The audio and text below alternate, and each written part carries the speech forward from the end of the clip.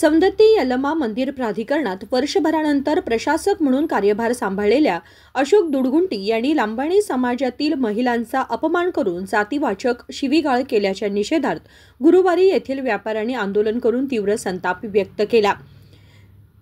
विकास कामांबाबत आम्ही कोणताही विरोध केला नाही, मात्र अशोक दुडगुंटी यांनी लमाणी समाजाच्या महिलांवर अवमानकारक शब्दांचा वापर करून अपमान केला आहे असा आरोप आंदोलनकर्त्यांनी केला। ದೇವಸ್ಥಾನಕ್ಕೆ ಅಭಿವೃದ್ಧಿ ಪ್ರಾಧಿಕಾರ ಆಗಿ ಒಂದು ವರ್ಷ ಆದ ನಂತರ ಈ ಅಭಿವೃದ್ಧಿ ಪ್ರಾಧಿಕಾರಕ್ಕೆ ಕಾರ್ಯದರ್ಶಿಯಾಗಿ ಬಂದಂಥ ಅಶೋಕ್ ದುಡ್ಗುಂಟಿ ಅವರು ಅಭಿವೃದ್ಧಿಗಾಗಿ ತಮ್ಮ ಅಂಗಡಿ ಮುಗ್ಗಟ್ಟುಗಳನ್ನು ತೆಗೀರಿ ಅಂತ ಹೇಳಿದಾಗ ನಾವು ಅವರಿಗೆ ಸಹಕಾರ ಕೊಟ್ಟು ತೆಗಿತಾ ಇದ್ವಿ। ಆದರೆ ಅವರು ಇವತ್ತು ಲಂಬಾಣಿ ಜನದ ಮೇಲೆ ಒಂದು ಜಾತಿ ನಿಂದನೆ ಕೇಸ್ ಮಾಡಿ ಎಲ್ಲ ಹೆಣ್ಮಕ್ಳಿಗೆ ಇದು ಮಾಡ್ತಾರೆ, ದಂಧೆ ಮಾಡ್ತಾರಂತೆ ಮಹಿಳಾ ಕುಲಕ್ಕೆ ಒಂದು ಅವಮಾನ ಮಾಡಿದ್ದಾರೆ। ಅದಕ್ಕಾಗಿ ನಾವೆಲ್ಲರೂ ಕೂಡಿ ಎಲ್ಲ ಬಂಜಾರ ಸಮಾಜದವರು ಎಲ್ಲ ವ್ಯಾಪಾರಸ್ಥರು ಎಲ್ಲರೂ ಕೂಡಿ ನಾವು ಪ್ರತಿಭಟನೆ ಮಾಡ್ತಾ ಇದ್ವಿ। ಅವ್ರು ಬಂದು ಕ್ಷಮೆ ಕೇಳಬೇಕು, ಆ ನಂತರ ನಮಗೆ ಪರ್ಯಾಯವನ್ನು ವ್ಯವಸ್ಥೆ ಮಾಡಿಕೊಡಬೇಕು। ಜಾತಿ ನಿಂದನೆ ಮಾಡಿ ನಮ್ಮ ಸಮಾಜಕ್ಕೆ ಅವಮಾನ ಮಾಡಿದ್ದಾರೆ ಅಂತ ಈ ಮುಖಾಂತರ ನಾನು ಎಲ್ಲರಲ್ಲಿ ಕೇಳ್ಕೊತಾ ಇದ್ದೀನಿ। ಆ ಒಂದು ಅಧಿಕಾರಿಯ ಮೇಲೆ ನಾವು ಅಟ್ರಾಸಿಟಿ ಕೇಸನ್ನು ಹಾಕಿ ಅವರನ್ನು ಕೋರ್ಟಿನಲ್ಲಿ ನಿಂದಿಸಬೇಕಂತೇಳಿ ನಮ್ಮ ಸಮುದಾಯದವರು ಎಲ್ಲರೂ ನಾವು ವಿಚಾರ ಮಾಡಿದ್ದೇವೆ। ತಾವು ಎಲ್ಲ ಪ್ರೆಸ್ನವರು ಕರ್ನಾಟಕದಾದ್ಯಂತ ಇದನ್ನೆಲ್ಲ ಪಬ್ಲಿಕ್ ಮಾಡಿ ಇಲ್ಲಿ ಆದಂಥ ಅನ್ಯಾಯನ ಸರಿಸಿಬಿಡಬೇಕಂತೇಳಿ ತಮ್ಮ ಎಲ್ಲರಲ್ಲಿ ಕೇಳ್ಕೊತಾ ಇದ್ದೀನಿ।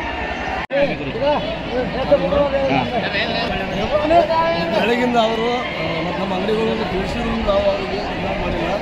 ಆದರೆ ನಮ್ಮ ಇಲ್ಲಿ ಗತಿಪುರ ಬಂದ ಜಾತಿ ಶಬ್ದಗಳು ಬಳಸಿದ್ರು ಅವರು ಸಾಹೇಬ್ರ, ಹೀಗಾಗಿ ಆದಾಗ ಕೇಸ್ ನಾವು ಆಗದಿಂದ ನಮಗೆ ಭಾಳ ತೊಂದರೆ ಆಗಿದೆ ಅವರಿಂದ।